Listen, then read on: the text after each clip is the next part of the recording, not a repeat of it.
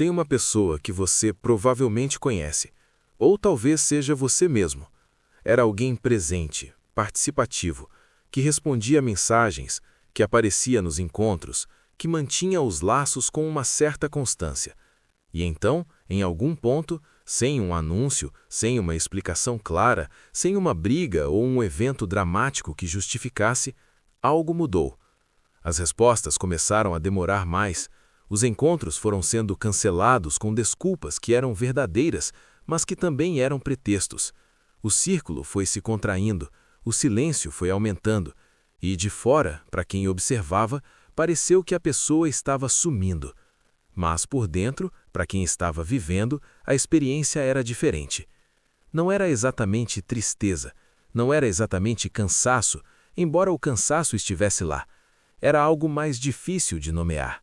Uma sensação de que o mundo que existia antes, as conversas, as dinâmicas, os papéis sociais, as obrigações implícitas, tinha ficado pesado de uma forma que antes não era percebida. Como se uma roupa que sempre pareceu normal, de repente ficasse apertada demais para continuar sendo usada. E a única resposta que fazia sentido, mesmo sem entender completamente por quê, era criar distância. Esse vídeo é sobre esse movimento e sobre o que ele pode estar tentando dizer. A primeira coisa que precisa ser dita é que o afastamento social tem muitas formas e muitas origens. Existe o afastamento que vem da depressão, um recolhimento que é sintoma de algo que precisa de atenção e cuidado real, que não deve ser romantizado nem ignorado. Existe o afastamento que vem do trauma, uma retirada protetora diante de um mundo que se tornou associado a perigo. Existe o afastamento que vem da exaustão, o corpo e a mente pedindo pausa depois de períodos de demanda excessiva. Todas essas formas são reais, todas merecem atenção honesta. Mas existe uma outra forma de afastamento que raramente é discutida, que não se encaixa perfeitamente em nenhuma dessas categorias, que não é exatamente patologia, não é exatamente exaustão, não é exatamente trauma. É um movimento que tem uma qualidade diferente das outras formas, mais silencioso, mais deliberado, mesmo quando não é consciente, mais parecido com uma planta que retira a energia das folhas para enviá-la para as raízes, do que com uma planta que está murchando por falta de água. E a diferença entre essas duas formas de afastamento importa muito, tanto para quem está vivendo quanto para quem está observando de fora. Mas existe algo curioso sobre isso. Mesmo quem está vivendo o afastamento, frequentemente não sabe distinguir entre as duas formas enquanto está no meio delas. A experiência interna pode parecer similar, e é exatamente nessa confusão que muita dor desnecessária é criada, tanto pela pessoa que se afasta quanto pelas pessoas ao redor. Vamos examinar o que está acontecendo internamente quando esse tipo de afastamento começa. Existe geralmente um período anterior, às vezes longo, em que a pessoa estava vivendo de uma forma que exigia uma certa performance constante. Não necessariamente no sentido de falsidade, mas no sentido de estar sempre disponível para o que o mundo ao redor precisava, para as expectativas dos outros, para os papéis que foram sendo assumidos ao longo do tempo, para a dinâmica social que foi se estabelecendo e que criou um conjunto implícito de obrigações. E, durante muito tempo, isso funcionou, ou pelo menos foi tolerável, porque existia energia para manter essa performance, porque o custo não era visível o suficiente para ser reconhecido. Até que, em algum ponto, esse custo começou a aparecer. Não necessariamente em uma crise dramática, frequentemente de formas muito sutis. Uma fadiga que não passava com descanso, uma irritação que aparecia em situações que antes não incomodavam, uma sensação crescente de que as conversas habituais, os encontros habituais, as dinâmicas habituais estavam consumindo algo que não havia mais em abundância. E aqui está a parte que quase ninguém percebe. Essa escassez não era de energia social, era de algo mais profundo. Era a escassez de contato com algo interior que o ritmo constante de responder ao mundo externo estava impedindo. Como se a pessoa tivesse passado tanto tempo ouvindo os outros que havia esquecido como ouvir a si mesma, tanto tempo sendo o que era esperado que havia perdido o fio de volta para o que era genuíno. E o afastamento, esse movimento aparentemente negativo de retirada, era na verdade uma tentativa instintiva de recuperar esse fio. Goldsmith escrevia sobre algo que chamava de o chamado interior, e descrevia como esse chamado frequentemente se manifestava primeiro não como uma atração em direção a algo, mas como uma repulsão em relação ao que havia antes. Uma sensação de que o barulho do mundo, não apenas o barulho literal, mas o barulho das expectativas, das dinâmicas sociais, dos papéis estabelecidos, das conversas que nunca tocavam em nada real, havia se tornado insuportável de uma forma que antes não era. E que essa insuportabilidade não era um problema de caráter, não era ingratidão, não era egoísmo, era o sinal de que algo estava querendo se mover em uma direção diferente, que havia uma dimensão da experiência que estava sendo completamente negligenciada, não por má vontade, mas pela impossibilidade de acessá-la no ritmo e no modo de vida que existia até então. Ele descrevia o isolamento temporário não como fuga, mas como solo necessário para que algo pudesse crescer. E aqui a percepção começa a mudar. Porque quando você olha para histórias de pessoas que passaram por transformações interiores reais, não transformações de superfície, não mudanças de hábito ou de circunstância, mas algo que mudou fundamentalmente na forma como se relacionavam com a própria existência, quase sempre existe um período de recolhimento antes da transformação. Um período em que o mundo externo foi colocado em segundo plano, voluntária ou involuntariamente, para que algo interno pudesse ser ouvido. Existe uma distinção muito importante que precisa ser feita aqui. Nem todo afastamento é um chamado espiritual, e romantizar o isolamento como se fosse sempre um sinal de profundidade interior pode causar dano real, pode fazer com que pessoas que precisam de cuidado, de conexão, de suporte profissional demorem a buscar o que realmente precisam. A diferença está na qualidade do que acontece no silêncio. Quando o afastamento vem de um lugar de sofrimento não processado, quando o silêncio é preenchido por ruminação, por pensamentos que giram sem saída, por uma dor que não encontra nenhuma abertura, esse silêncio precisa de cuidado, precisa de presença, às vezes precisa de intervenção externa. Mas quando o afastamento vem de um lugar diferente, quando o silêncio traz, mesmo que com desconforto, uma certa qualidade de honestidade que o barulho social bloqueava, quando na solidão começa a aparecer algo que estava completamente ausente na agitação social, isso é diferente. Não melhor, não pior, diferente. E merece uma resposta diferente. Existe um detalhe muito sutil escondido nessa distinção, porque frequentemente as duas formas coexistem. O mesmo período de afastamento pode conter momentos de ruminação dolorosa e momentos de silêncio fecundo. Pode incluir sofrimento real e clareza real.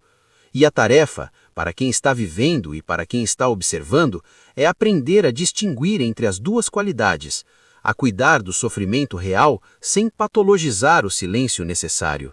Existe uma imagem que ajuda a entender o que acontece com um jardim que foi abandonado por algum tempo. A princípio, parece desolação. As estruturas que foram construídas com cuidado ficam sem manutenção. O que estava organizado vai ficando irregular. O que estava aparado vai crescendo de forma que não estava planejada. Mas por baixo do que parece abandono, algo está acontecendo. As raízes estão se aprofundando. As sementes que estavam dormentes estão encontrando as condições para germinar. A terra, sem ser constantemente revolvida e administrada, está recuperando algo da sua composição natural. Organismos que a manutenção constante impedia estão encontrando espaço para existir. O jardim não está morrendo. Está fazendo algo que o jardim perfeitamente mantido não podia fazer. Está encontrando sua própria lógica. E quando isso começa a ser observado, algo diferente aparece. Porque a pessoa que se afasta do mundo por um período não está necessariamente deteriorando. Pode estar. Em alguns casos, precisa de cuidado ativo para que não deteriore. mas pode também estar por baixo do que parece de fora como recolhimento ou abandono, encontrando algo que o ritmo constante de responder ao mundo externo não permitia. Uma voz mais quieta, uma direção mais genuína, um contato com algo interior que o barulho constante havia tornado inacessível. O que acontece com as pessoas ao redor quando alguém começa a se afastar também é parte dessa história. Porque o afastamento raramente é recebido com neutralidade.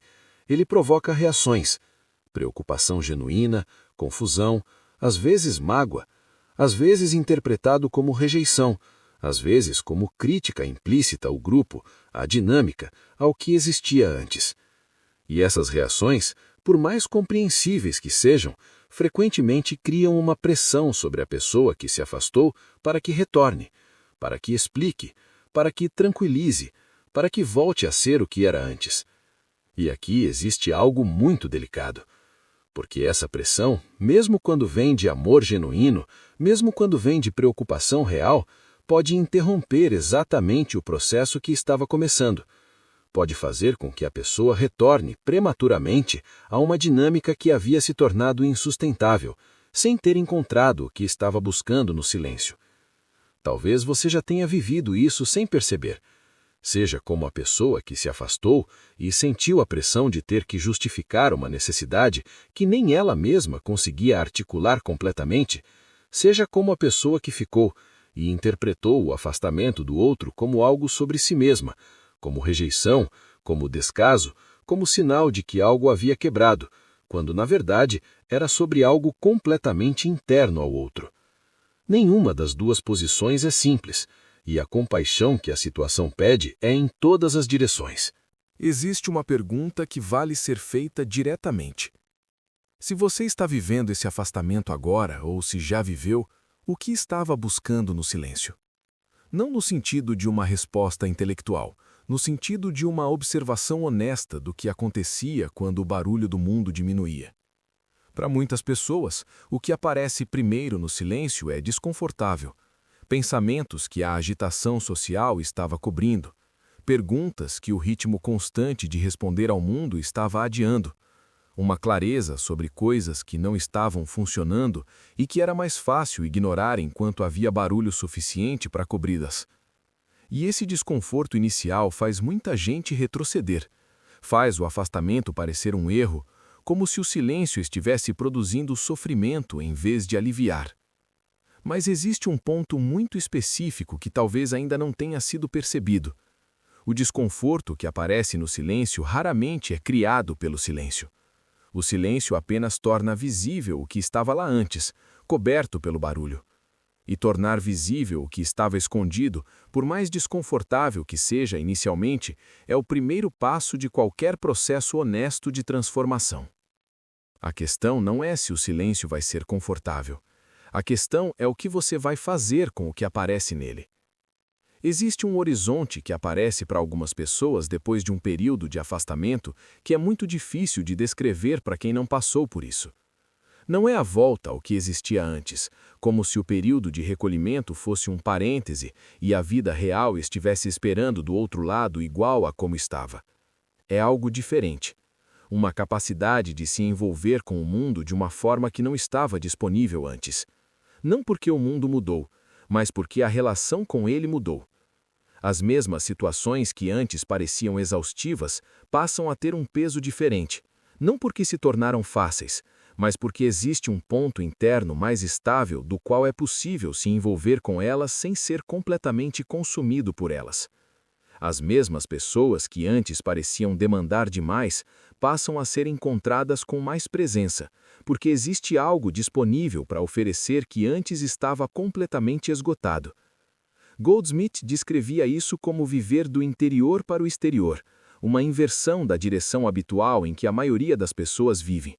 Em vez de ser constantemente determinado pelo que vem de fora, existe a possibilidade de se mover de um centro interno para o exterior, de trazer para as situações externas algo que foi encontrado no silêncio interno, em vez de ser sempre moldado pelas situações externas. E quando essa possibilidade aparece, algo se abre. porque o afastamento que parecia retirada da vida pode se revelar, com o tempo, como a preparação para uma forma de estar na vida que é mais genuína, mais presente, mais sustentável do que o que existia antes. Não para todo mundo, não sempre, e com a ressalva honesta de que, quando o afastamento vem de sofrimento real, o cuidado vem antes da contemplação. Mas para muitas pessoas, o movimento que parece para fora da vida é na verdade um movimento mais profundo para dentro, e de lá, eventualmente, de volta para o mundo. Voltemos ao começo. A pessoa que você conhece, ou que talvez seja você, que foi se afastando sem conseguir explicar completamente por quê. Existe uma possibilidade que raramente é considerada quando esse afastamento é observado de fora, que não é fraqueza, que não é necessariamente doença, embora possa ser, e nesses casos precise de cuidado. Que não é rejeição das pessoas ao redor, mesmo quando dói como se fosse. Que pode ser, em alguns casos, para algumas pessoas, o movimento mais honesto que estava disponível, o único caminho que a vida encontrou para criar espaço para algo que não tinha espaço nenhum enquanto tudo continuava como estava. Um viajante que caminhou muito tempo sem parar, sem olhar para os próprios pés, sem perceber que o caminho estava se tornando cada vez menos reconhecível, em algum ponto precisa parar. Não porque desistiu da jornada, mas porque sem parar, sem recuperar o senso de direção, continuar caminhando com rapidez apenas aumenta a distância do destino real. O afastamento, quando tem essa qualidade, não é o fim da jornada. É o momento em que o viajante finalmente senta, olha ao redor com honestidade e permite que algo mais quieto do que o ritmo constante do caminhar comece a mostrar onde de fato ele está e de onde de fato quer ir. Não o destino que foi herdado, não o caminho que foi assumido por inércia, mas algo mais parecido com uma direção que tem a textura de quem você realmente é por baixo de tudo que foi construído sobre você. Esse reencontro não acontece no barulho. Nunca aconteceu. E talvez o afastamento que parecia problemático seja, no fundo, o silêncio necessário para que ele finalmente possa acontecer.